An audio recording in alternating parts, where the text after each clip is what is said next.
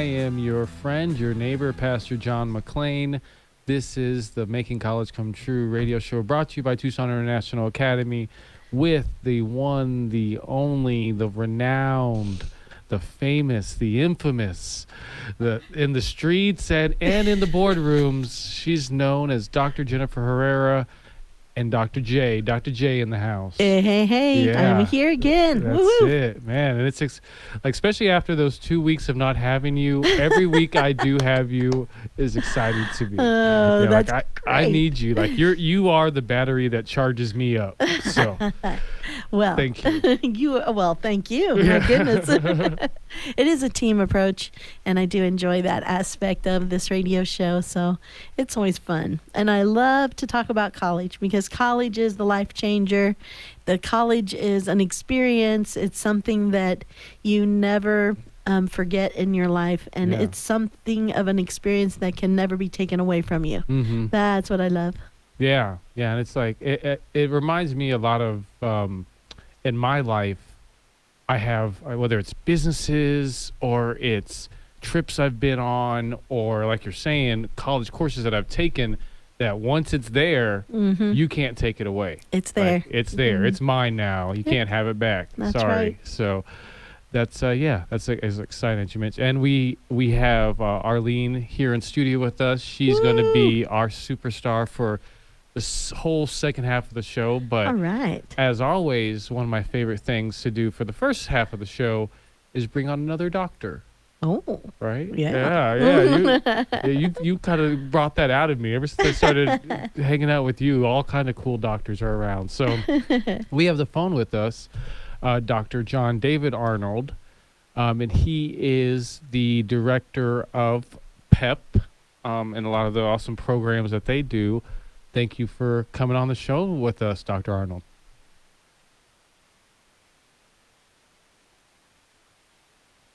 Hello, everyone. Hey, Dr. Hi. Arnold. Thank you for coming on with us. Well, we just came out of the mountains. We handed out food boxes in rural Pima County for over 2,400 people today, and wow, you're catching us on the rebound. Nice. Yeah, we just Love it. had Amy Bass on the show, and actually Ed he said it a lot cooler than I can say it, but I'll try. Ed Dunnan Wasovich, but we had them on the show, and they were talking about the awesome Amato Chili Cook-Off and Classic Car Show and Motorcycle Show that you guys are doing. Great. Tell me about your side of the house and the work that you guys do. Well, anyway, I started Project PEP way back in 1967 aboard this old 57 Chevy school bus, and I tore out the seats and put regular metal chairs in. I drive down the farm labor camps there in Sarita, and then we would teach the migrant farm workers English and practical skills, and that's how we got the name Portable Practical Education Preparation, or Project PEP, is because of that. So I was a mechanic, the driver, and teacher. Now that's 55 years later, and I'm talking to you. Wow. That's awesome. I love to hear that. And what are some of the projects you guys are doing? I mean, definitely it sounds like you're doing the food. What are some other aspects of the work you guys do through your organization? Well, we're on 3 continents, and our main base is Arizona, of course. Wow. And right here in Pima County, we do utility assistance, rental assistance. We're a micro-business lender for SBA, for small business loans. We operate the largest public charter high school district in the state, and we'll talk about that one a little bit later. And then we're also a mental health organization, and we have 22 group homes with over 200 clients and 100. And then we have our job training programs. We operate our own organic farm. If you go to ppep.org, ppep.org, you can really catch up on us. That's ppep.org. And then going a little bit further, we provide a medical distribution center.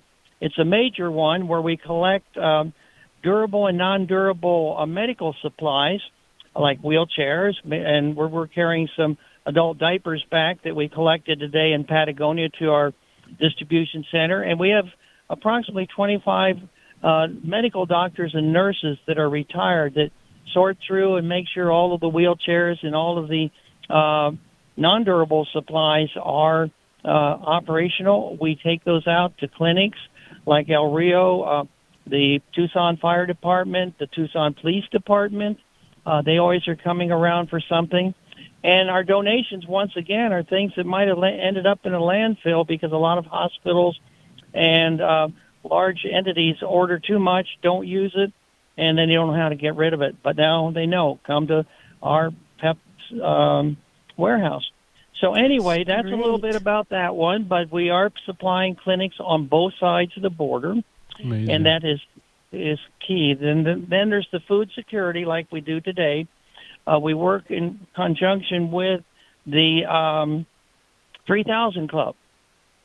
And Pam is the director over there, and they receive food every Thursday from Shamrock, part of this federal program called Farms to Families. Oh, yeah. And Farms the food, right, and that's the food that would generally go to the restaurants. Now their government is turning it over to the people. So every Thursday we're out to mention Marana, Rillito, South Tucson, Arivaca, Patagonia, Amado. So those are just a few of the areas, but those are usually the forgotten communities. So PEP is rural, and our mission is to improve the quality of rural life. We do operate in the city areas because many of our rural people over the years have migrated to the cities. When I get home tonight from this particular distribution, I load up my Prius and take food boxes out myself to several refugee families here from Somalia in the south part of Tucson. So we have a full day, have a good time. Wow. And so this is basically a very, very sketch thing. I probably told you about 10% of our services. We do operate with this medical warehouse. We send cargo containers like to Ghana, West Africa. We just sent the one down to Honduras because they had the 2 hurricanes within 13 days. And we work with the Salvadorian branch of the Catholic Church. We collect the medical supplies, and they ship them for us. So it's all about partnerships. PEP's about a lot of volunteers. We have 5 boards of directors that one's all Native American. The others are either economic development, housing, or education. And so we have these compartmentalized divisions, each with their own board of directors that are representatives from the communities. So I probably have said so much that I don't want to bore people. But anyway, that's where we are.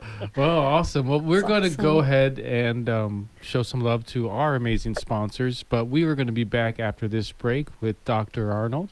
This with PPEP. Those who don't know about it, you're about to know. And this is the Making College Come True radio show brought to you by Tucson International Academy. I'm Pastor John here with Dr. J in the house. We'll be back right after this break. We now return to the Making College Come True radio show, brought to you by Tucson International Academy. And welcome back. This is the Making College Come True radio show brought to you by Tucson International Academy. I'm Pastor John McClain here with Dr. J, and then Arlene's also hanging out there on the side. She's waiting in the bay in the batter's box. And actually, what is that? What is it called when you're waiting? I think the batter's box. It is the batter's box. Okay, That's yeah, right. absolutely. She's there. You're on deck anyway. On deck. She's on deck. Okay, she's on deck. Put me in, Coach. Yeah, she's ready. She's ready. She's taking swings. But right now we have behind with the catcher and the umpire behind him. We have Dr. Arnold on the phone talking about some amazing stuff. I think we had to take a nap during the commercial break on all the work he's done this morning. Yes. But thank you for being on with us, Dr. Arnold. Well, I'm very appreciative. I thought if this next segment we could talk a little bit more in specifics. We kind of gave you a little bit of an overview. Yeah, Later I on, definitely. One thing I did want to ask you, being a doctor. I mean, it's it's a great accomplishment. This being the Making College Come True radio show is how did going to college, kind of shape your life, and what advice would you give to other people considering going to college? Well, kind of knowing my history, I was born in Pennsylvania, in a Pennsylvania Dutch family. At 4 years old, my family moved to Guadalajara, Jalisco, Mexico, because my father got a contract with AAA Automobile and Popular Mechanics to do the first motor tourist guide in Mexico. So my education really started in Mexico, and I went to a place school called Colegio Cervantes. Nobody spoke any English. I spoke no Spanish. So that kind of really got me propelled into my educational career path. We moved back to Tucson. I went to Lincoln School in Nogales for fourth grade, and then I came up to, then it was called Government Heights and Pueblo Gardens Elementary, and then Wakefield, and I got one of my PhDs from Pueblo High School. Now, you need to know about the Pueblo. Everybody that's graduated from Pueblo High School has a PhD, which means Pueblo School diploma. I love but it. I joined the University of Arizona, and I was working full time. My dad was retired, and so we were living in Pueblo Gardens, and I wanted to do my educational work.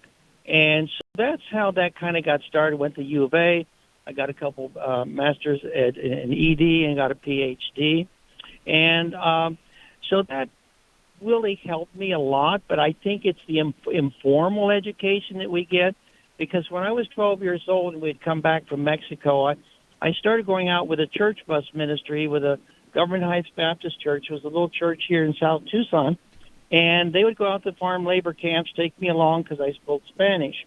And so I interpreted the scripture. We gave out food and clothing when I was 16, had my own church bus, and then at 24, I was working with Head Start and going to school, going to college, paying my way, and then I started Project PEP through the Tucson Committee for Economic Opportunities, one of those programs that came out of the Civil Rights Movement in 1964.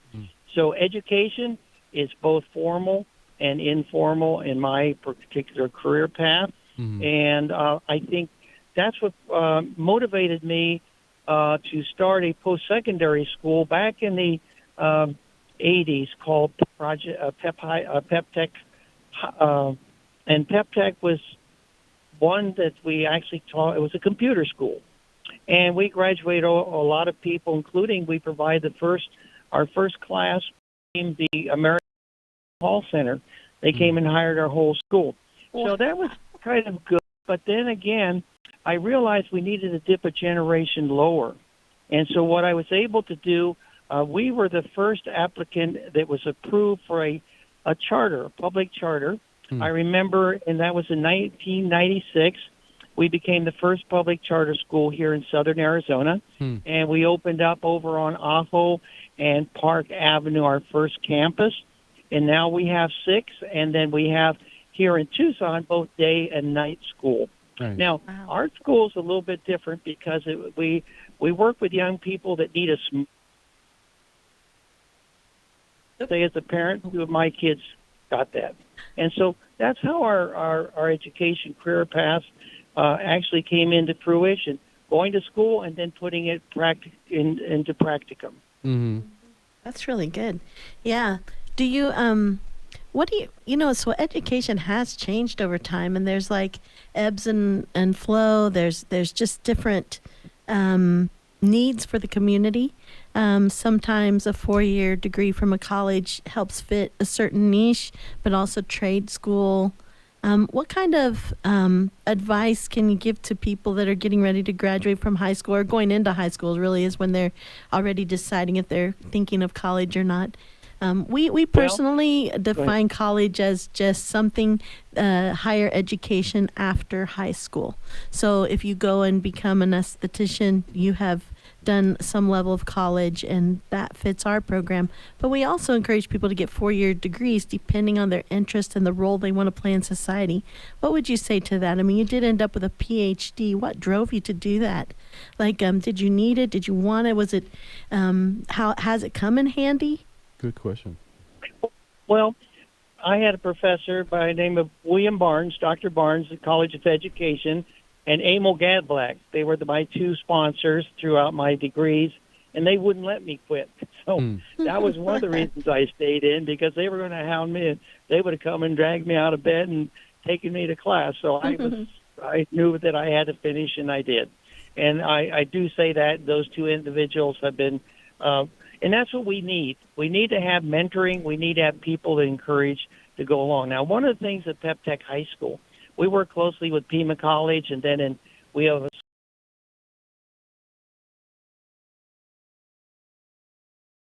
counties, we work with a community college. In some cases, like my daughter, when she went to Pep Tech High School, she was co-enrolled in Pima Community College, already had credits after she graduated, and went on in a Peace Corps type of operation, which was faith-based, and went all over the world doing community service. And so that's kind of how we envisioned when we started Pep Tech High School, to have a small classes, individualized. We have day school and night school here in Tucson. We're over at Keno and Benson Highway, very conveniently located. And our classes are Monday through Thursday, and Friday they can come in like my daughter did. She got ahead and graduated a year early because she was able to get tutoring on Friday. Being a public charter school, we have to teach the same curriculum as Pueblo and Sunnyside and the others, but in a smaller format, and we use Chromebooks so that the kids could take their school book, so to speak, on their backpack and not have to lug 20 pounds, but it's all on their Chromebook. So we try to accommodate. Very nice. Yeah. So you see the role of a mentor is very key in that. Do you, when you're seeing people in the rural areas, you must have a few words of encouragement for them, or how do you see that role of mentorship? But we only have 1 minute, sorry. But can you tell us briefly something about the empowerment of mentoring? Well, here's the thing. Let me just go to Yuma County for a moment, and we have a public charter school in Somerton, Arizona, and one in San Luis. Now, these are where the winter vegetable capital is, so you can imagine most of our students are farm workers. And so recently, Telemundo and NBC came out and followed two of our young women through a whole cycle, a 24-hour cycle, to understand what it was for a migrant student to go to school. And I think to emphasize what you just said, the young ladies that were on, and this ended up as a 5-minute documentary on the. We now return to the Making College Come True radio show, brought to you by Tucson International Academy.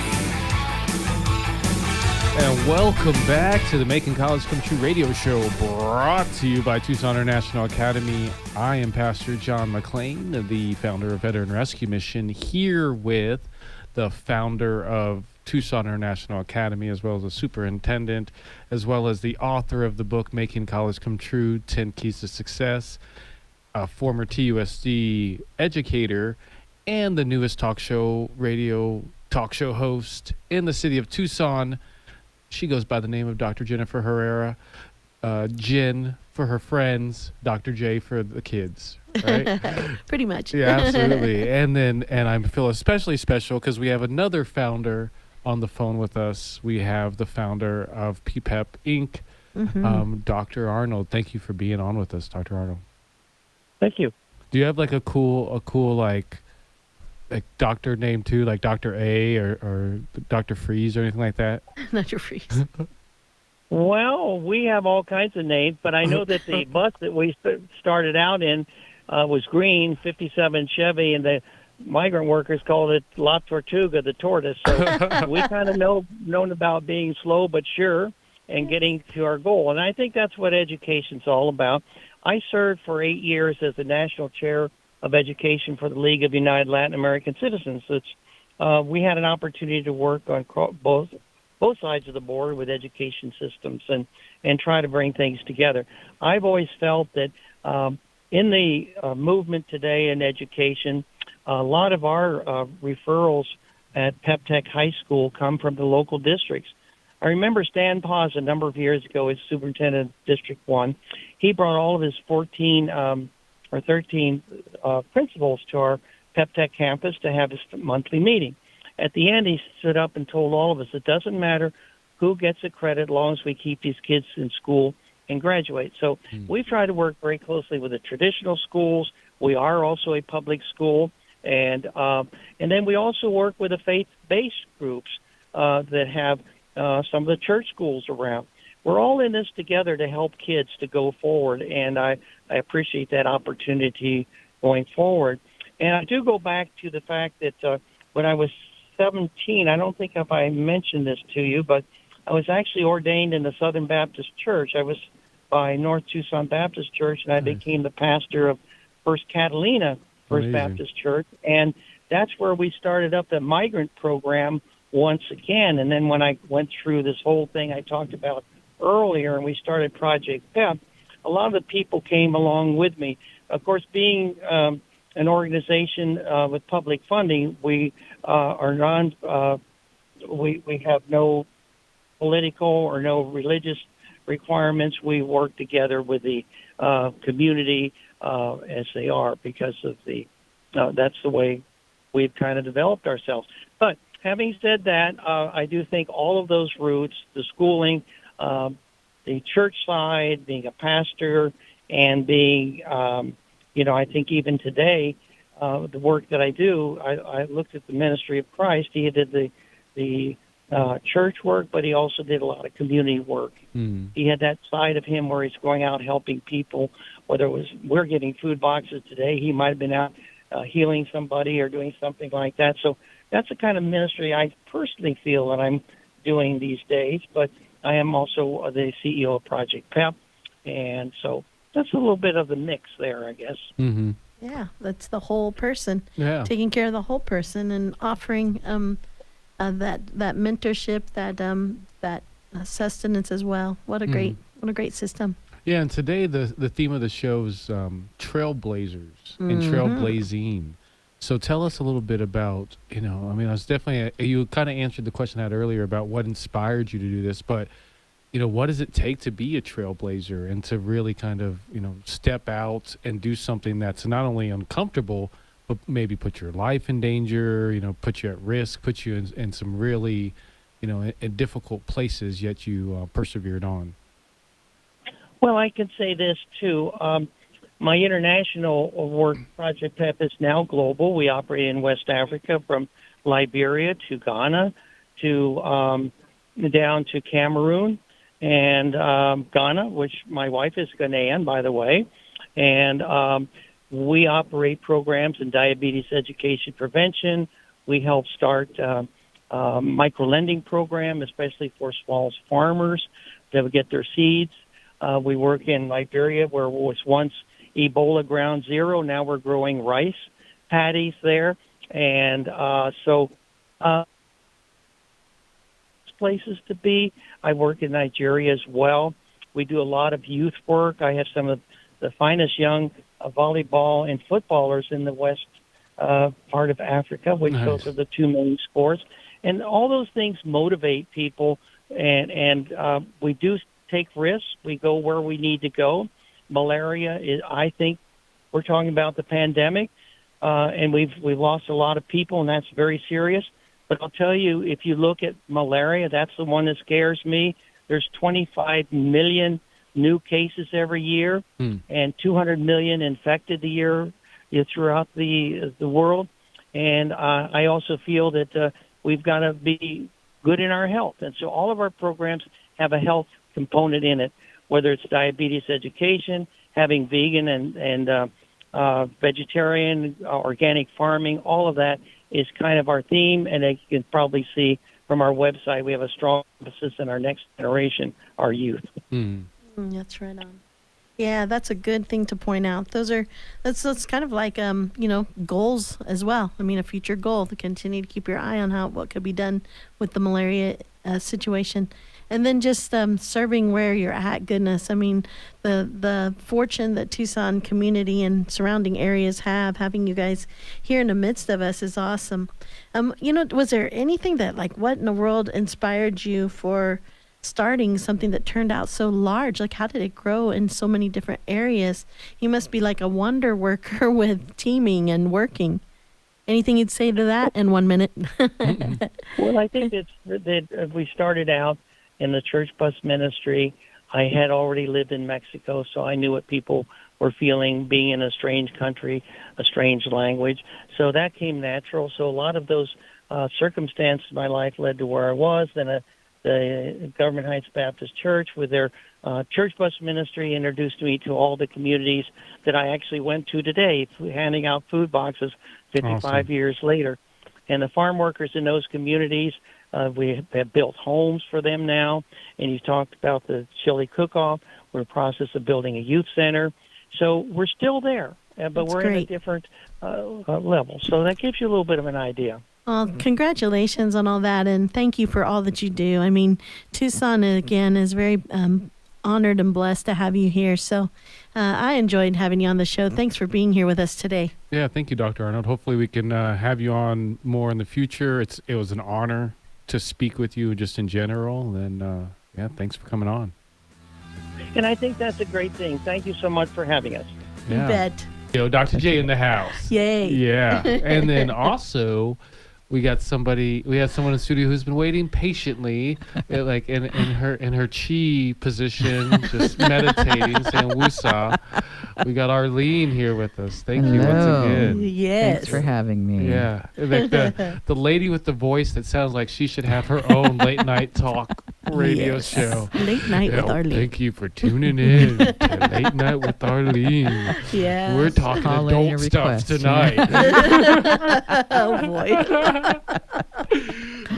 So, actually, the subject of today is trailblazing, which is, I mean, definitely that's fitting because we had Dr. Arnold on the show with us, and Wow, he's Man. fascinating. Yeah. He was speaking of a awesome. trailblazer, Yeah, for sure. Jeez. For sure. goodness, yeah. Way I want to be that awesome. when I grow up. Yeah, I want to be You're Dr. gonna- Arnold you're when gonna- I grow yeah, up. exactly, Yeah, no exactly. questions asked. And so, I'll start with you, Dr. J, especially because this is actually I plucked this little idea right out of the book, Making College Come True: 10 Keys to Success.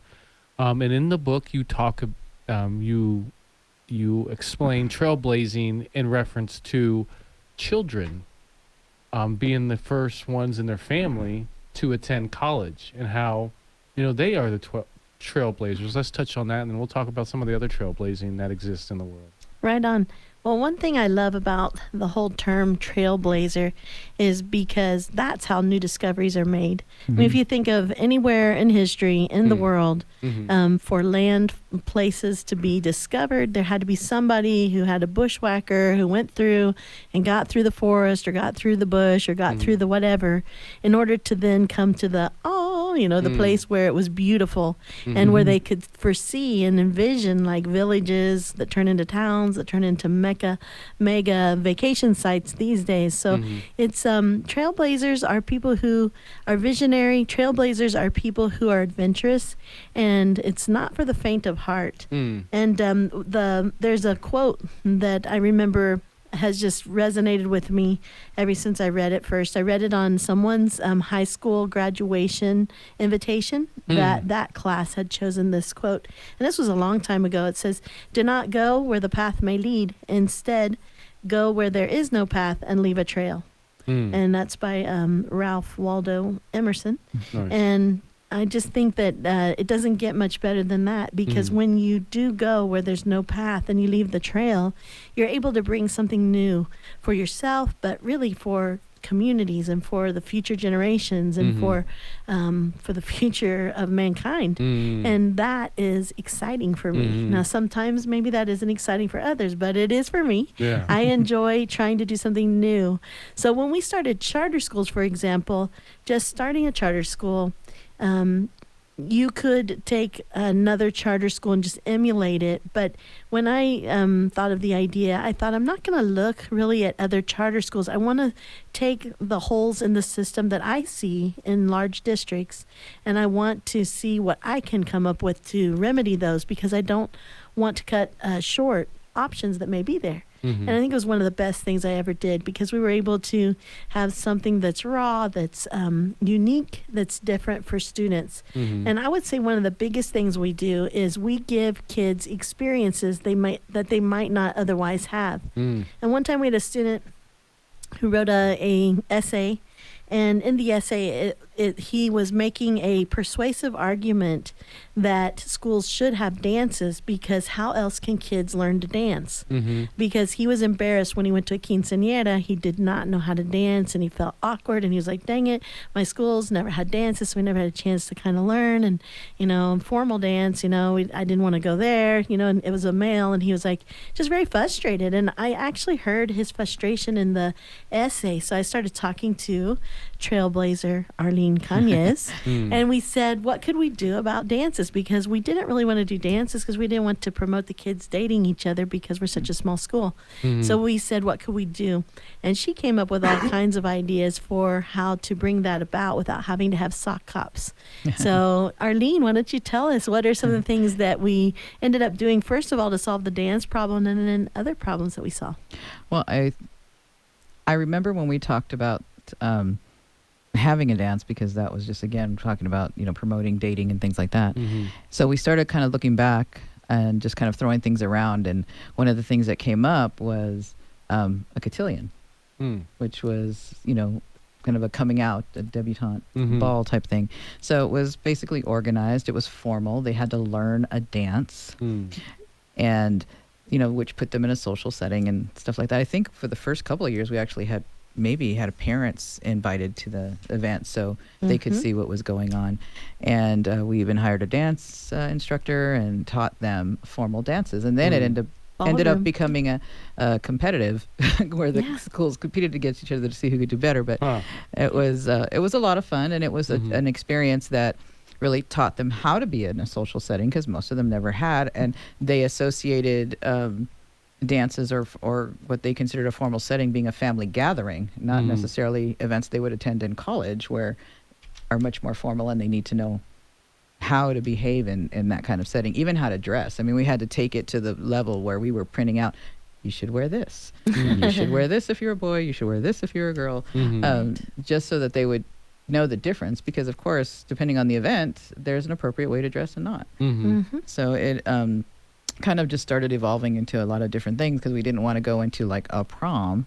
We were like, no, it's different. It's still different. And that formality was huge. And the thing I especially liked about it was we saw our own daughters. They were about that age, and we got to see how they changed. And what I liked was it went from, ooh, a boy touched my hand, to learning how to appropriately engage in a social dance without thinking of it as a potential boyfriend. And they had lots of partners because you had to learn how to dance with different people. And it was nothing to do with the relationship aspect. It was more of performing a public debut and that and showing your better side of being a person, a growing young adult. I loved that part.